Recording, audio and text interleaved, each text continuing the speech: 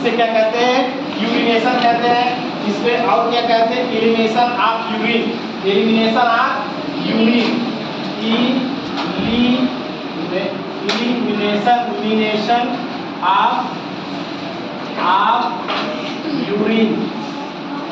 मतलब बेटा समझो, लिक्विडेशन का मतलब होगा यूरिनेशन, यूरिनेशन का मतलब यूरिया को निकालना, ठीक है, यूरिन को निकालना, या कहेंगे एलिमिनेशन ऑफ यूरिन, यूरिन को निकालना। ये तुम्हारे एनसीईआरटी में दिया गया है, ठीक है। इसके बाद इसमें कह रहा है urine form by the nephron ultimately carried by urine bladder. देखो बेटा समझ लो, मेरे कहने का मतलब है यूरिनरी ब्लैडर जो होता है, जो केवल यूरिनरी ब्लैडर मानव में पाया, यूरिनरी ब्लैडर मानव का ये क्या है, पाया जाना, ये क्या है, एक क्लियर कैरेक्टर है। यूरिनरी ब्लैडर कहाँ कहाँ एब्सेंट होता है? Absent of urinary bladder, urinary bladder, urinary bladder जो होता है कहाँ कहाँ एब्सेंट होता है? इसमें होता है क्या कहते हैं कि बर्ड्स में एब्सेंट होता है, बर्ड्स में, और किसमें होता है? रेप्टाइल्स में, रेप्टाइल्स में क्या होता है? यूरिन ब्लैडर एब्सेंट होता है। मतलब अर्थात ये यूरिन का सिक्रीशन तो करते नहीं है, ये यूरिक एसिड का सिक्रीशन करते हैं। सिक्रीशन इनका क्या है? यूरिक एसिड है। और कुछ लिजार्ड में क्या है? लिजार्ड ये सब में क्या है? यूरिनरी ब्लैडर नहीं पाया जाता है। हम लोग क्या करते हैं? लिक्विडेशन कैसे करते हैं? By the help of kidney. अब किडनी का नेफ्रॉन क्या करता है? यूरिन को फॉर्मेशन में क्या करता है? रोल अदा करता है। इसके बाद देखेंगे ये कैसी क्रिया है? यूरिनेशन क्या है? एक ऐच्छिक क्रिया है। क्या है? एक ऐच्छिक क्रिया है। ऐच्छिक, ऐच्छिक अर्थात हम कह सकते हैं वॉल्यूमेट्री, वॉल्यूमेट्री प्रोसेस है। क्या है? वॉल्यूमेट्री प्रोसेस है। और देखो बेटा इसमें क्या है? वॉल्यूमेट्री सिग्नल है, वॉल्यूमेट्री सिग्नल है। और इसका जो कंट्रोल होता है given by the central nervous system. इसका कंट्रोल किसके पास होता है? Central CNS, central nervous system इसका कंट्रोल करता है। और ब्रेन का कौन भाग? पोन्स भाग। तो ब्रेन का पोन्स वाला भाग जो है बेटा, इसको क्या करता है? कंट्रोलिंग करता है, ठीक है।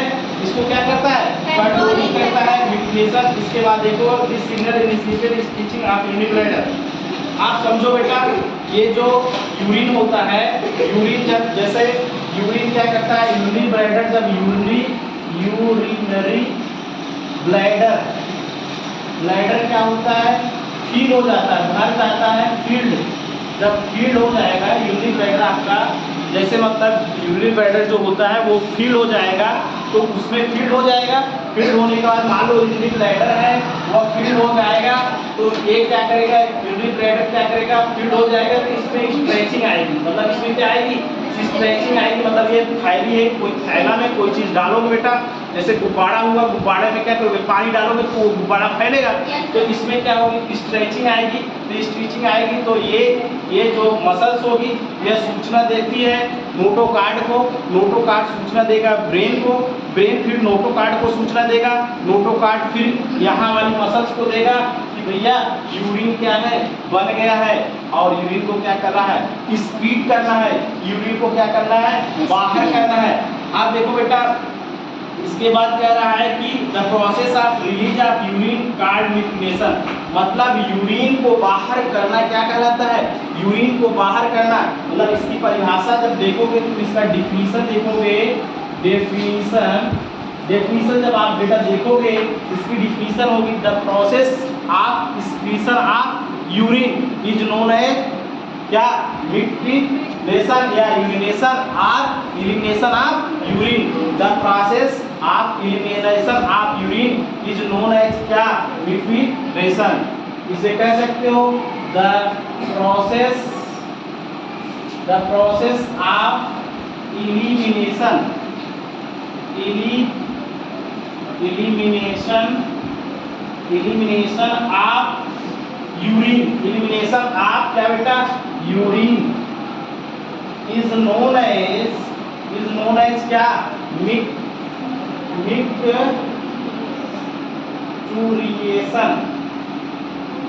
क्या होगा?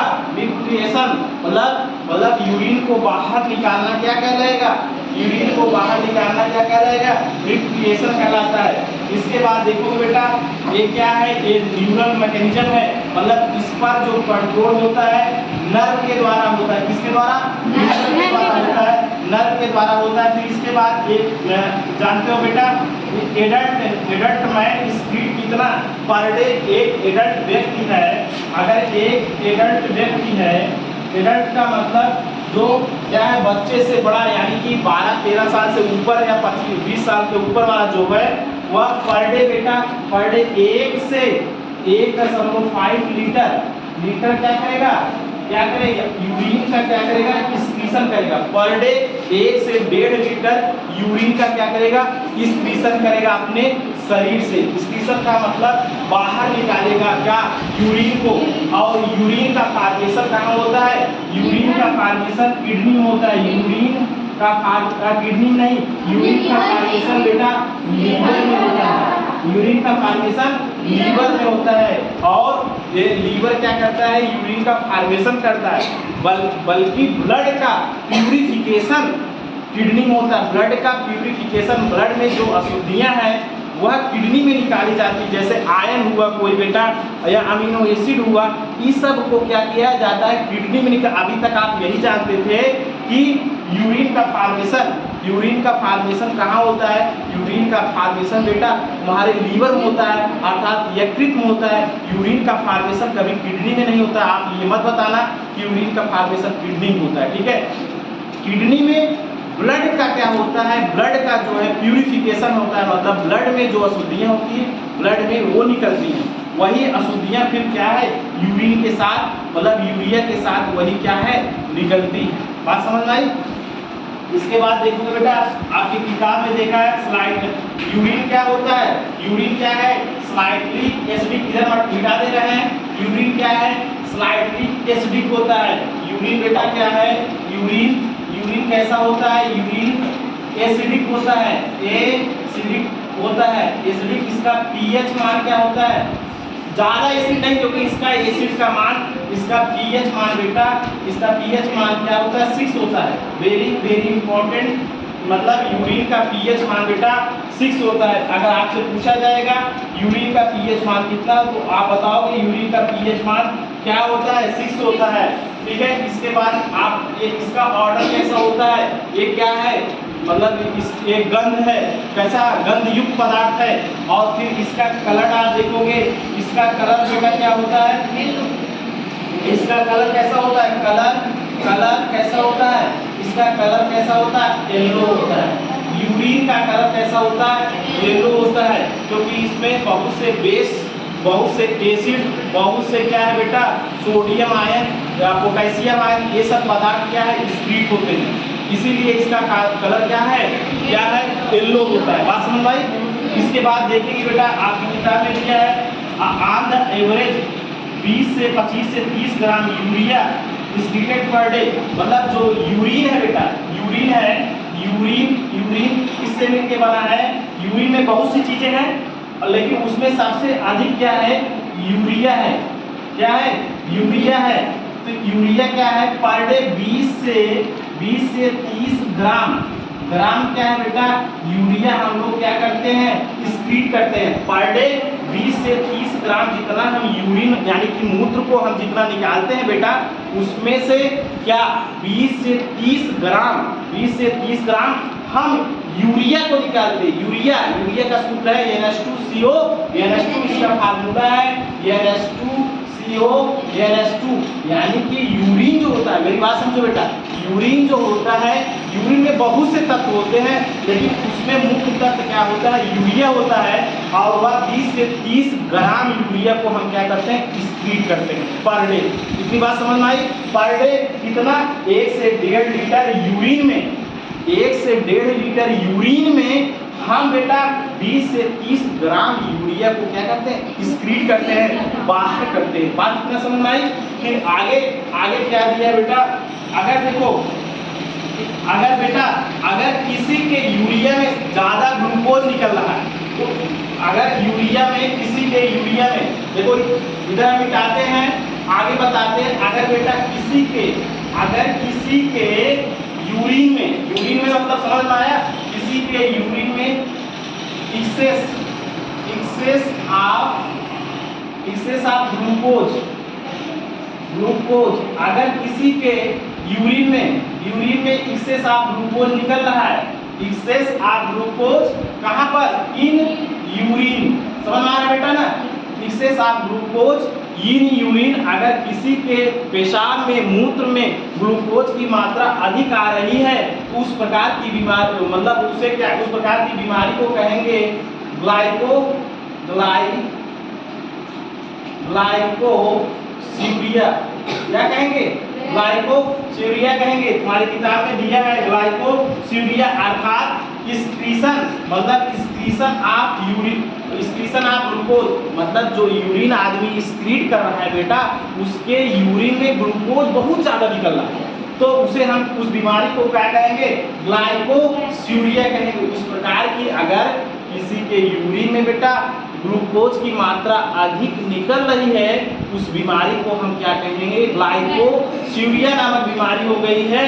और बेटा और क्या, कीटोन बॉडी, और अगर उसके यूरिन में और क्या है, कीटोन है, उसके यूरिन में और क्या निकल रहा है बेटा, कीटोन निकल रहा है, उसे कहेंगे कीटोन्यूरिया। उस प्रकार की बीमारी को क्या कहेंगे, कीटोन्यूरिया। क्या कहेंगे, कीटोन्यूरिया, अर्थात कीटोन्यूरिया का मतलब समझ रहे हो बेटा। कीटोन्यूरिया जो बीमारी होगी, अगर किसी भी व्यक्ति के, मेरी बात समझो, किसी भी व्यक्ति के यूरिन में अगर बेटा कीटोन अधिक निकल रहा है, जैसे ऑप्शन में दे दिया, एक व्यक्ति है और उस व्यक्ति के यूरिन में कीटोन की मात्रा सबसे ज्यादा निकल रही है, तो उस बीमारी को क्या कहेंगे, कीटोन्यूरिया नामक बीमारी उसको बेटा। अगर कोई व्यक्ति है उसके यूरिन में अर्थात उसके पेशाब में क्या है, क्या बेटा, ग्लूकोज की मात्रा निकल रही है, तो उसे क्या कहेंगे, ग्लाइकोसिरिया कहेंगे। और in the urine are inactivate diabetes mellitus, और वह व्यक्ति किस बीमारी से ग्रसित होगा बेटा, डायबिटीज मेलिटस नामक उसको क्या होगी, बीमारी होगी। क्या होगी, डायबिटीज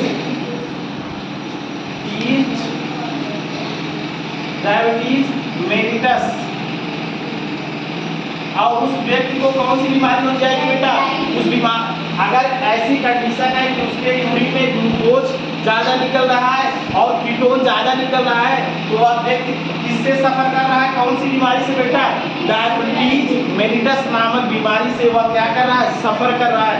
अर्थात उस व्यक्ति को बेटा डायबिटीज मेलिटस नामक बीमारी है, क्योंकि उसके यूरिन में क्या है, ग्लूकोज एक्सेस हो रहा है, उसके यूरिन में कीटोन एक्सेस मात्रा में निकल रहा है, तो वो क्या है, वह व्यक्ति डायबिटीज मेलिटस नामक बीमारी से ग्रसित है। आप बताओ, तुम लोग क्या गाय का मूत्र पियोगे क्या? ये क्या है, एक प्रकार का क्या है, वेस्ट प्रोडक्ट है। तो जब हमारा शरीर उसको एक्सेप्ट नहीं कर रहा है, वैज्ञानिक तथ्य के रूप में, जब मेरा शरीर ही नहीं एक्सेप्ट कर रहा है, तो उसको हमें पीना चाहिए क्या? उसको नहीं पीना चाहिए बेटा, क्योंकि वह क्या है, क्योंकि वह विज्ञान कहता है कि वो वेस्ट प्रोडक्ट है, बेकार पदार्थ है, और मेरे शरीर के द्वारा वह बाहर किया जा रहा है, तो उसको ऐसा कोई साइंटिफिक तथ्य नहीं है। ठीक है।